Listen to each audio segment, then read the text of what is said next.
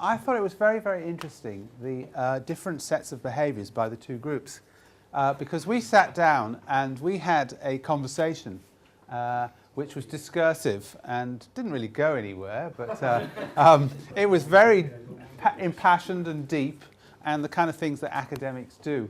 We also had loud voices because many of us are used to shouting over fidgeting students in lecture theatres, so we drowned you out. But the designers on the other side of the room, you were on your feet, you were, in tension spans of gnats, obviously. You were drawing things on the wall, you made a chart, and there was a moment of silence. Obviously, you had to self-reflect, for about 2 minutes. All right, okay. Whereas we just droned on. But we did come up with some very interesting stuff, and I in no particular order. I think the first, whenever you get a group of design academics together, the first thing that happens is we all slag off design education and say how terrible it is. And of course, John Thacker has made an entire career out of this. And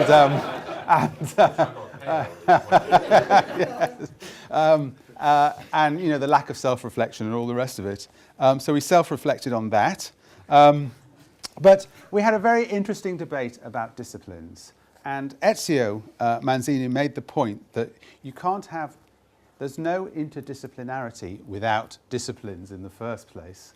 And as a statement of the bleeding obvious, it was very profound. The point is that in order for designers to take part in an interdisciplinary discourse, you need to be confident in your own discipline. And I think we all agreed that the teaching of disciplines was important.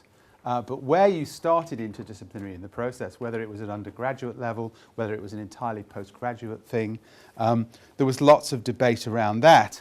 And there was a lot of debate also around issues of whether you are thinking about your discipline or whether you're thinking about the wider social issues, whether there's theme-based teaching or problem-based teaching. We preferred issue-based teaching around things like health, sustainable development, aging population, and so on. And there was a lot of debate about how you structure the curriculum around that. And Nabil pointed out that if you set a brief which says, how do you design a disaster relief shelter, the only people who will take ownership of that brief are architects and designers. Other people will feel excluded, think it's not their problem. But if you set a brief which says, how do you help displaced people after a disaster, that becomes everybody's problem. And I think in your university there were nutritionists, there were all kinds of economists, social policy people, everybody is implicated in the problem and can work together. Is my point better than his? Did I make a better point than he did?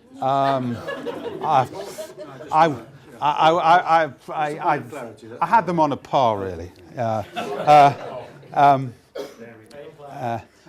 We also slagged off, the institutional structures like the RIBA, which it's the academies that are holding the students back, and not the other way around.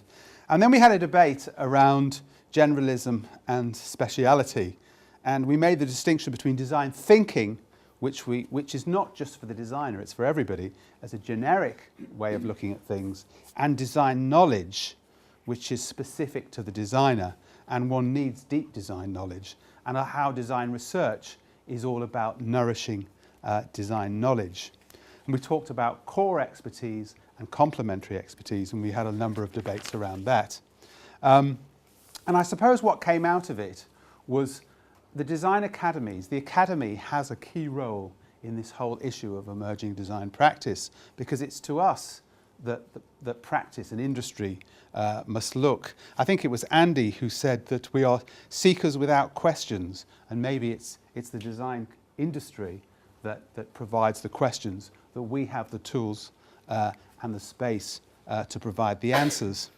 And I think that we've got to turn things into reverse. Designers have been very good at scaling up, and it plays to Ruth's points earlier today. What is scale? You know, designers have been very good at scaling up towards globalization, multinational corporate identity programs, great vast architectural rollouts, international style of buildings, so that every single city centre looks like every other city centre with the same shops in it and so on. Designers have been great at the scaling up to the global level, but how do we teach people to scale down to the local level to give people the tools to create their own communities and the stuff that we've talked about earlier today? So as I said, lots of debate, lots of conversation. We didn't come to any great conclusions, but I think there are some quite good nuggets of discourse to take forward. Is that an accurate reflection? Yeah. Okay.